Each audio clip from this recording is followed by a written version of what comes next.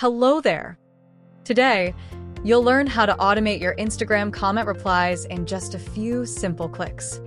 From the App Center, choose your Instagram app and go to Comment Replies. Click on Add New. Select the post for which you want to automate comments, any or specific Instagram post. Set up keywords.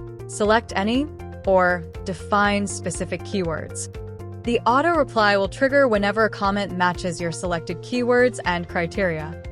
You can save comments to a custom field. Now, let's give a reply to the comment. You can add up to 10 replies. We will choose one randomly.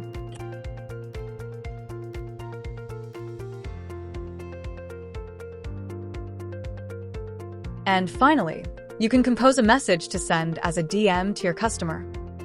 You can also add a button for quick engagement.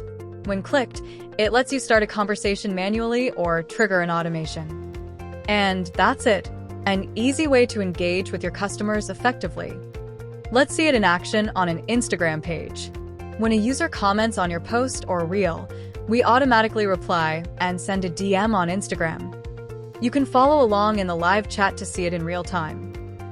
Start automating your Instagram replies now, save time, and capture every lead effortlessly with WIFTT.